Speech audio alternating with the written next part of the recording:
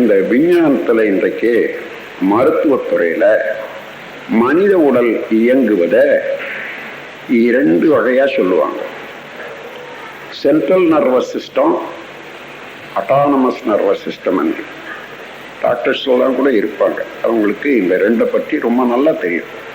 Central nervous சிஸ்டம்னா விரும்பி ஒரு இயக்கத்தை செய்யும்போது இந்த கையை தூக்கணும், அதை செய்யணும், இதை செய்யணும்னு எண்ணத்தை செலுத்தி அந்த செயல் செய்கிற போது அதுக்கு சென்ட்ரல் நர்வஸ் சிஸ்டம்னு சொல்லுவாங்க. விரும்பி செய்யக்கூடிய செயல்கள். ஆனால் நான் சாப்பிட்ற போது சென்ட்ரல் நர்வஸ் சிஸ்டம் அந்த சாப்பாடு ரசமாயி ரத்தமாயி மாம்சமாயி கொழுப்பாகி எலும்பாகி மஜ்ஜையாகி சுக்கிலமாகி அதே ஓஜஸாகி அதிலிருந்து அந்த உயிர் சக்தியிலிருந்து ஜீவகாந்த சக்தியாகி உடல்ல இயங்கி கொண்டு இப்படி சின்ன குழந்தையிலிருந்து பெரிய ஆள் வரைக்கும் இப்போ வளர்ந்துருக்கிறோமே. இது நீ செய்தியா, நானே செய்தனா, இல்லது எங்க அம்மா அப்பா யாராயிலும் எனக்கு இருந்து இதெல்லாம் செய்துக்கிட்டு இருக்காங்களா, எப்படி நடக்குதுன்னு பார்க்குற போது இதைதான் அட்டானமஸ் நர்வஸ் சிஸ்டம் என்று சொல்வார்கள். தானாக இயங்கக்கூடியது. அது அமைப்பு உடல்ல இருக்குது. அதனால உடல்ல உணவு போட்டு வச்சா அது இயங்குது. அதற்கு மேலாக இன்னொரு சிஸ்டம்னா யூனிவர்சல் வேவ் சிஸ்டம் என்று அந்த பேட்டர்ன் ப்ரிசிஷன் ரெகுலாரிட்டி என்ற ஒரு தன்மையில பிரபஞ்சத்தில் உள்ள எல்லா அணுக்களும் அப்படியே இயங்கி கொண்டிருப்பதனால அது எது எங்க வந்து சேருதோ அதுக்கு தகுந்தவாறு அந்த இயக்கத்தை பிரிச்சு கொடுக்கும். அதாவது யூனிவர்சல் வேவ் சிஸ்டம். 3வது, எந்த எண்ணமும் எந்த செயலும் எந்த அனுபவமும் உயிர் சக்தியில பதிகிற மாதிரி அந்த பதிவு வெளியேறின உடனே பிரபஞ்சம் முழுவதும் கலந்துதான் நிற்கும். அப்போ இதுவரையில மனித இனம் தோன்றியது மாத்திரம் அல்ல, சாதாரண பொருள் அணு தோன்றியதுல இருந்து அதன் பிறகு பிரபஞ்சமாயி உலகமாயி உயிர்கள் தோன்றி இன்று வரையில வந்த பரிணாம சரித்திரம் அத்தனையும் அந்த பரமாணுல புள்ளியில அடங்கியிருக்கு. அது அடங்கி அதிலிருந்து வரக்கூடிய அலையில அவ்வளவு வெளியேறி கொண்டே இருக்கு. அந்த அலை பிரபஞ்சம் முழுவதும் இருக்கு. இதுதான் காஸ்மிக் கான்சியன்ஸ் சொல்லுவாங்க. நீங்க கேள்விப்பட்டிருப்பீங்க, அதுக்கு அர்த்தம் புரியணும் இல்லையா? இததான் காஸ்மிக் கான்சியன்ஸ் சொல்றாங்க. அதுல இல்லாத ஒரு அறிவு நமக்கு இல்லை, வேற எதுக்கும் இருக்க முடியாது. இப்போ வளர வளர வளர இந்த வளர்ச்சிக்கு தகுந்தவாறு உங்களுடைய நோக்கத்துக்கு தகுந்தவாறு அங்கிருந்தா சப்ளை வரணும். இது 3வது இயக்கத்துக்கு 3வது நிலை. இந்த 3வது சாதாரண மனிதனுக்கு கட்டுப்படும். ஏன்னா அவனுடைய விருப்பத்துக்கு கட்டுப்படும் என்று சொன்னாலும் நான் இதை அடையணும் என்று தன்னை இப்படிதான் ஆக்கிக் கொள்ளணும்னு ஒரு முடிவு எடுக்கிறான்னு வச்சுங்க. இதே அறிவு தானே எங்குமே எல்லா பொருளும் இருக்கு. அதனால இந்த ஃபிராக்ஷன் டிமாண்ட்ஸ் டோட்டாலிட்டி சப்ளைஸ், இதை மனசுல வச்சுங்க. ஃபிராக்ஷன் என்றால் ஒரு பகுதி தேவைப்படுகிறது, முழுமை அதை சப்ளை பண்ணித்தான். ஏன்னா முழுமையில இருக்குது. அதனால எந்த மனிதன் எதை விரும்பினாலும் அவனுக்கு விரும்பியதை அளிக்கத்தான் வேண்டும். அப்படியானா நான் ஒரு 10 வருஷமா ஏதோ ஒண்ணு செய்யணும்னு நினைச்சேங்க, இன்னும் முடியவே இல்லையேன்னுட்டு உடனே ஒருத்தர் கேட்கலாம். ஆனா 10 வருஷமா தான் இதை நினைச்சேன். அதுக்கு முன்னே எத்தனை ஆண்டாச்சு நீ உற்பத்தி ஆகி? அது 40 வருஷம் ஆச்சுங்க. அந்த 40 வருஷமா என்னென்ன நினைச்ச? அது கோடி என்னென்னமோ நினைச்ச. அதெல்லாம் முடிஞ்சவரு தானே இப்ப பின்னால நினைச்சது வரும். இவ்வளவு சேர்த்து வச்சுக்கிற போது, அதாவது எண்ணத்தினுடைய ஆற்றலை சொல்ற போது, ஒரு மகானிடம் ஒரு சாதாரண ஒருத்தன் போறான். என்னப்பா வேணும்? எனக்கு இறைவனை அடைய வேணும். சரி, ரொம்ப நல்ல எண்ணம், நல்ல ஆசை. நான் அடைய முடியுமா? இன்னும் ஒரு பேப்பர் துண்டை எடுத்து கையில் கொடுத்துட்டு, ஒரு பென்சிலை கையில் கொடுத்து, உனக்கு எவ்வளவு ஆசை, என்னென்ன இந்த உலகத்தில் அனுபவிக்கணுமோ அந்த ஆசையெல்லாம் எழுதுன்னு சொன்னார். அதை எழுதுனா ஒரு 30 போச்சு. மச்சமெல்லாம் சின்ன சின்னது, இது பெருசா மூட்டை கட்டிட்டு வச்சிருக்கிறது ஒரு 30 ஆசைகள், முடியாத ஆசைகள் இருக்குது. நெட்டி எழுதி வச்சான். இவ்வளவு தொலைவு தாப்பா இருக்குது உனக்கும் கடவுளுக்கும். இதை முடிச்ச நீ தான் கடவுள், நீ கிட்ட இருக்கிற. ஐயோ, ஒண்ணுக்கு எவ்வளவு காலம், பின்ன நீ தானே வேண்டின. நீ வேண்டியதை அவன் கொடுத்தான், அதுக்காக வேண்டிய காலமும் கொடுத்துருக்குது. இதை முடிச்சுக்கிட்டு தானே நீ அவன்கிட்ட போகணும். நீ முன்ன கேட்ட போது என்ன வேணும், அதே போல நாம் என்ன நினைக்கிறோமோ அது நடக்கும். ஆனால் நாம் மனதனுடைய வேகம் என்ன? ஒரு நிமிஷத்துக்கு 9 கருத்துக்களை, ஆசைகளை கொள்ள முடியும். அதை உடலால முடிக்கிறதுக்கு ஒவ்வொன்றுக்கும் 1 ஆண்டு ஆகும், 2 ஆண்டு ஆகும். இம்மாதிரி மனதனுடைய வேகம் போற போக்கிலேயே நம்ம ஆசைகளை விருத்தி செய்து கொண்டே இருக்கிறோம். ஆனா முடிக்க முடியாத போனா அந்த பதிவெல்லாம் தாங்கி இது ஒரு ஆசை மூட்டையாதான் ஆக்கி கொண்டே இருக்கிறமே தவிர ஆசையை அறுத்த மூட்டையாக ஆகல. இத காலி பண்ணாதானே நம்ம போய் சேர முடியும் போற இடத்துக்கு. ஆகையினால ஒரு எண்ணம் என்றாங்க, அந்த எண்ணத்துக்குரிய செயல் அப்பவும் முடியுதுன்னு சொன்னா அதுக்கு முன்ன தேக்கம் இல்லைன்றது அர்த்தம் அவர்களுடைய உள்ளத்துல. அதாவது ரிஷி பிண்டம் ராத்திரி தங்காதுன்னு சொல்லுவாங்க. அதுக்கு என்ன கருத்துன்னு கேட்டா, ஒரு மகான்கள் எண்ணி என்னன்னா ஒரு நாள் வரைக்கும் கூட அதுக்கு எடுக்காது, அன்னைக்கே முடியும் என்ற கருத்துக்காக அதை சொல்றது. ஏனென்றா தேக்கம் இல்லை, முன்ன எண்ணிய எண்ணம் பாக்கி இல்லை. அதனால என்ன, அவங்க என்ன நிலையில இருக்காங்க, எது நடக்கணுமோ அது மாத்திரம்தான் நினைப்பாங்க. எது நடந்தா நல்லதோ அது மாத்திரம்தான் நினைப்பாங்க. எது தேவையோ அது வரைக்கும் தான் நினைப்பாங்க. ஆகையினால நடக்கிறதுக்கு என்ன நடக்கும். நாம ஏன் நமக்கு நடக்காத பல வகையில ஈடுபடுறோம் பார்க்கிற போது, நான் என்ன செய்யணும், எனக்கு என்னன்றதையே நாம் சரியாக சிந்தித்து நாம நினைக்கிறது இல்லை, ஆசைப்படுறது இல்லை.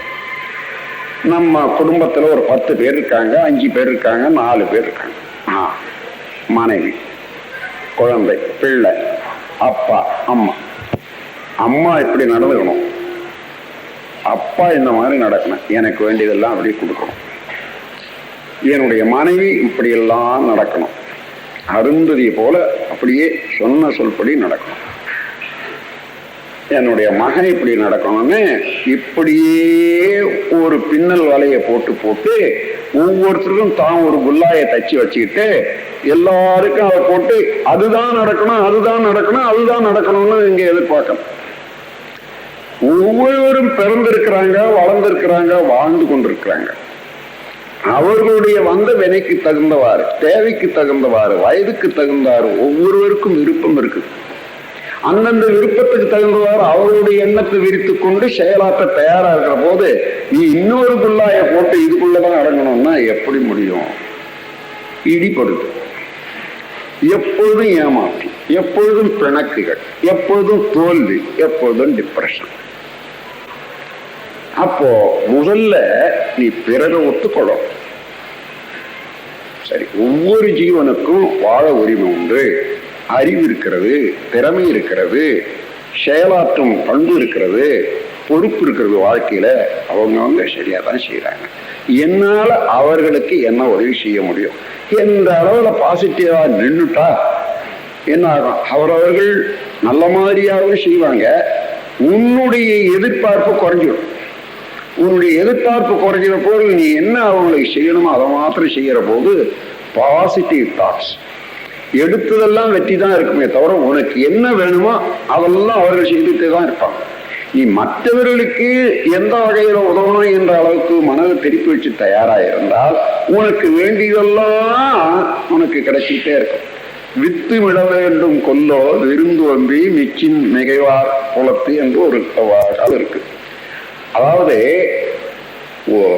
தானும் உண்டு மற்றவங்களுக்கெல்லாம் வாரி வழங்கி உதவி செய்து கொண்டே இருக்கக்கூடியவர்களுக்கு அவங்க நிலத்துல விதை கூட விதைக்கணுமா என்று சொன்னா, இப்ப கேள்வி கேட்கிறவங்க வருவான், ஆடா விதைக்காத நிலம் வந்து எப்படி அறுவடைக்கு வந்துடணும்? அது என்னன்னா, அந்த புண்ணியமா நல்லவன் ஏதோ ஒரு காரணத்தினால இன்னைக்கு விதை போட முடியல, விதை இல்லையோ அது ஆள் இல்லையோ தெரியல, ஆனாலும் அது இன்னைக்கு போச்சுன்னா வறண்டு விடணுட்டு பக்கத்துல நிலத்துல விதைச்சுக்கிட்டு இருக்கான் பாருங்க, அவன் இதுக்கும் ஒரு விதைய வாரி தூவிட்டு போயிடுவான்.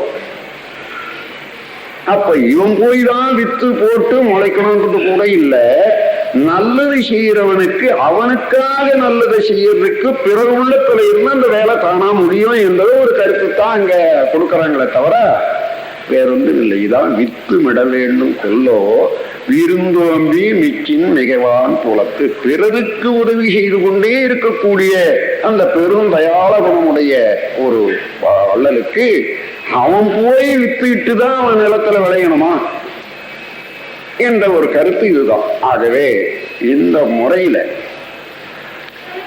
நாம் மனதை ஒரு சுத்தமாக, அதே வள்ளுவத்துல எத்தனையோ மன தூய்மை தினை தூய்மை இந்த இரண்டை பற்றித்தான் பல இடங்கள்ல சொல்றாங்க. அந்த மன தூய்மை என்றதை வைத்துக் கொண்டோமானால் என்ன வேணுமோ அது நடக்கும். அது நடக்கணும்னா மனதை தூய்மையாக வச்சுக்கணும். ஆசைகளை தேக்கி வைத்துக் கொண்டால் இந்த தேக்கம் எந்த அளவுக்கு இருக்குதோ அவ்வளவு வீக்கம். அந்த வீக்கத்துக்கு தகுந்தவாறு பலகீனம் தானே மனசுக்கு வரும். அப்போ நேரடியாக பலம் பொருந்திய மனம் வேணுமானால் எண்ணினது நடக்கணும் சொன்னா அங்க காலியா இருக்கணும். God plus 3 impurities, ego, imprints of sins and maya is man, equal to man. God plus 3 impurities equal to man. Man minus 3 impurities is equal to God. அதாவது கடவுள் என்ற தன்மையில ஆணவம் கர்மம் மாயை 3 கூட்டின பிறகு மனிதன். மனிதன் என்ற தன்மையில ஆணவம் கர்மம் மாயை கழிச்சிட்டா தெய்வம். ஆகையினால இதை உணர்ந்து கொள்ளும் போதுதான் நமக்கு ஒரு பொறுப்புணர்ச்சி உண்டாகும். அந்த மாதிரி மனதை தூய்மையாக வைத்துக் கொள்ள வேணும்னு சொன்னா தவத்தினால உறுதி செய்து செயல்கள்ல நல்ல செயல்களையே செய்து துன்பம் தரும் செயல்களை விடுவித்து மற்ற நன்மையே தரும் செயலை செய்ய புதிய பாதையை வகுத்துக் கொள்றோம். அதாவது நேற்று ஒரு கருத்து சொன்னேன், எந்த செயல் செய்தாலும் செயல்ல எண்ணத்துல கோடுகளை அமைத்துக் கொள்ளுகிறது இந்த அணு அடுக்குகள். ஒவ்வொரு எண்ணத்துக்கும் ஒவ்வொரு எத்தனை கோடி அணுக்கள் சேர்ந்து அந்த எண்ணம் உண்டாகுமோ அதுக்கு ஒரு லைன் உண்டாயிடும். அப்போ மீண்டும் அந்த சக்தி அந்த இடம் பாயிற போது அதுவே எண்ணம் அதுவே செயலை உண்டு பண்ணது. அப்போ இப்ப கண்டுபிடிச்சிட்டோம் இது கெட்ட செயலு, நமக்கு தேவையில்லாத செயலு. இருந்தாலும் பல தடவை செய்ததுனால அது திருப்பி திருப்பி நான் வேண்டாம் என்று நினைக்கிற போது கூட அந்த எண்ணமும் வருது, அதில் செயலும் செய்யணும் என்ற ஆர்வமும் உண்டாகும். அப்போ இப்ப விழித்து கொண்டோம், அந்த விழிப்பு நிலையில இருந்து அதை பழகிவிடும். எந்த மாதிரி நாம் வாழ்க்கை வேண்டுமோ, நல்லதுன்னு எதை நினைக்கிறோமோ அதையே செய்து ஆழமான பதிவு, இந்த நல்ல செயல்களுக்கு ஆழமான பதிவுகளை கொடுத்துட்டு போகணும். இப்படி இப்போ மழை பெய்ஞ்சுது, அது நீரோட்டம் வருது, சிறு சிறு நீரோட்டம், அப்புறம் பெரிய சாட்சி ஆராய்ச்சி போகும். காஞ்சி போச்சு, மறுபடியும் ஒன்றும் இல்லை. மறுபடியும் மழை பெஞ்சா எவ்வாறு முன்ன ஓடிச்சோ அதே காவா வழியா தான் போய் அது போயிட்டே இருக்கும். இப்போ அது சரியில்லை, இந்த பக்கம் போறதுனால அந்தாண்ட நிலத்தை அழிக்குது அல்லது வீட்டுக்கு சரியில்லைன்னு நினைக்கிறோம் சொன்னா அந்த தண்ணி போற காவாய திருப்பி விடும். திருப்பி விடுறதுல எப்படி? இப்ப இருக்கக்கூடிய காவாயினுடைய ஆழம் எவ்வளவோ அகலம் எவ்வளவோ அந்த அளவுக்கு மேலான ஆழம் திருப்பினாதான் இது போதுமே தவிர இல்ல ஒண்ணு திருப்பாது இல்லையா. அது போல முன்ன செய்த செயலுடைய ஆழம் எவ்வளவு இருக்கோ பதிவினுடைய வேகம் அதை விட இன்னும் தெளிவாக இன்னும் விரைவாக இருக்கக்கூடிய ஆழத்துக்கு மனதை நிலைக்க வச்சு அதே செயலை நல்ல செயலையே திருப்பி திருப்பி செய்து செய்து செய்து செய்து மீண்டும் இந்த தேவையில்லாத செயல் செய்யாமல் இருந்து இந்த நல்லதே என்னவோ நல்லதே செய்வோம் தானாகவே அதுவே தூண்டி அதுவே நம்ம நல்ல செயல் செய்ய வைக்கக்கூடிய அளவுக்கு கொண்டு வரணும் என்பதுதான் இது சப்ளிமேஷன் என்று சொல்றோம். சப்ளிமேஷன் சொன்னா ஒரு விளக்கத்தை கொடுக்குறேன், அதுல இருந்து தெரிஞ்சுக்கலாம். இப்போ ஈய பாத்திரங்கள் இப்போ அதிகமா நம்ம வீட்டுங்கள்ல இப்ப ஈய பாத்திரம் இருக்கிறத காணும். அது விலையும் ஜாஸ்தியாச்சு. ஸ்டீல் வந்த பிறகு அதுக்கு மரியாதையே இல்லை. அப்போ அது கீழே விழுந்ததுன்னா ஒரு பக்கம் வளைஞ்சிடும்.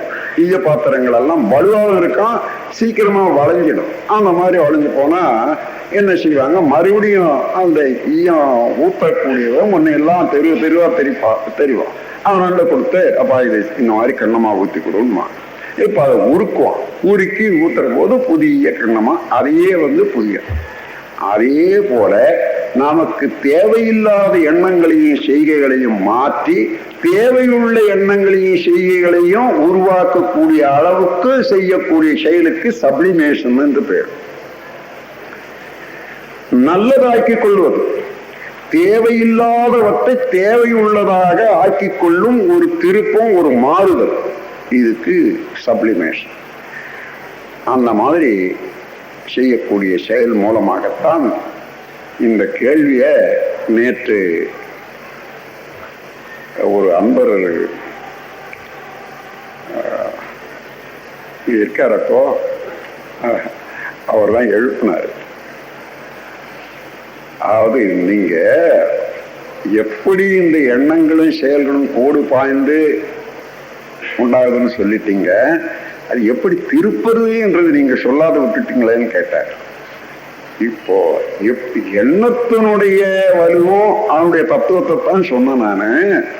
அதை எப்படி திருப்பது என்ற டைம் வர்ற போது அதையும் சொல்லுவேன் சொல்லி வச்சேன். அது இன்னைக்கு அந்த வேலையும் முடிஞ்சு. எனவே இந்த முறையில இவ்வளவு எப்படி நடக்குது இதெல்லாம் பார்த்து நீ அப்பா செய்யற இல்லை. ஒரு விதையை எடுத்துக்கொள்ளுங்க, அவனுக்கு காண்பீங்க யாருக்காகிலும். இந்த விதையில மாமரமே எடுத்தா கூட சரி, மாங்கொட்டையை எடுத்தீங்கன்னா போட்டா மாங்காய் முளையுதுன்னு தெரியும். என்ன அந்த விதைய மரமாகுது, சின்ன விதையா இருக்குதுன்னு நினைப்போம். ஆனா இந்த விதை முழுவதிலும் மரமாகுதான்னா இல்லை. இந்த விதைக்குள்ளாக ஒரு சிறு முளை கொஞ்சமா இருக்குது. அந்த மாங்கொட்டையில முனையில இருக்கு, எந்த கொட்டையிலையும் அதுதான் முளைக்குது. அந்த முளைய பாதுகாத்து வைக்கிறதுக்கு தான் இந்த கர்னல், அதாவது பருப்பு, இது பாதுகாக்கக்கூடியதை தவிர அது முளைக்கிறது இல்லை. அந்த மாதிரி அவ்வளவு சிறிய ஒரு பொருள்ல ஒரு ப்ளூ பிரிண்ட் மாதிரி அமைஞ்சு அதை போட்டுட்டு தண்ணி மாத்திரம் ஊத்திட்டா அது தானாக அதே இலை அதே வாசனை. நாம ஊத்தின தண்ணியில மாங்காய் வாசனை இருந்ததா, அல்லது நாம போட்ட மண்ணுல ஏதாவது வாசனை இருந்ததா, இல்ல பக்கத்துல இன்னொரு செடி வைக்கணும் எட்டி கொட்டை, அதுக்கு இந்த தண்ணி தான் ஊத்தணும், இந்த மண்ணு தான் போட்டோம். ஆனா அது அப்ப இது எங்க இருந்து எப்படி வருதுன்னா இதான் யூனிவர்சல் வேவ் சிஸ்டம். அதுல இல்லாத பொருள் இல்லை.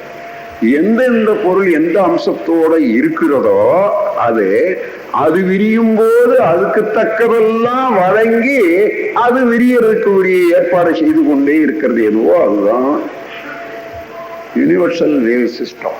அந்த யூனிவர்சல் வேவ் சிஸ்டத்துக்கு அடிப்படையாக உள்ள சக்தி ஆற்றலை அளிக்கக்கூடிய ஒரு பெரிய இயக்கம். அந்த வேவ் என்றால் மேக்னட்டிசம் தானே. அந்த மேக்னட்டிசத்துக்கு அழுத்த சக்தியாக இருக்கக்கூடியது எதுவோ அதுவேதான் இறைநிலை என்ற விளக்கத்தை கொஞ்சம் கொஞ்சமா நீங்க விளங்கி கொண்டு இது எப்படி விளக்கலாம் என்று எண்ணும் போது சிந்திக்கிற போது என்ன பண்றோம்னா மனிதன் முனை மனதில இருந்து அடியை நோக்கி போறான். அதான் சிந்தனை. அடியை நோக்கி போகும்போது எவ்வளவு ஆழ்ந்து போறோமோ இறைநிலைக்கு ஒன்றும் போது அவனே கொடுக்கிறான் அதுக்கு பதில். அதனால சிந்தனையினால சிந்திக்க தானாகவே என்ன தேவையோ என்ன வேணுமோ அது அங்கிருந்தே வரக்கூடியது. எல்லாம் வல்ல ஒரு முழுமுதற் பொருள் உள்ளத்துல இருக்கிறதுனால அதுவே அளிக்கும். ஆகவே இந்த உண்மைகள் எல்லாம் உணர கவலை என்பதோ அல்லது ஒரு குறைபாடு என்பதோ மனித உள்ளத்துல எழாது. அதே நேரத்துல நமக்கு இருக்கக்கூடிய ஆற்றலை வைத்துக்கொண்டு இறைவனே எல்லா இடத்திலையும் அறிவாக உணர்ச்சிகளாக இருக்கிற போது அங்க என்ன செய்யும் என்ற தொண்டு செய்ய நினைக்கிறதெல்லாம் நல்லபடியா நடக்கும். நடக்கிறதெல்லாம் நன்மையாகவே இருக்கும். நடக்கிறதுக்கு மேல நினைக்கவும் வர அந்த அளவுல மனிதத்தன்மை உயர்ந்து தெய்வத்தன்மையாகவே மாறிவிடும். இதை எடுத்து காட்டலாம்.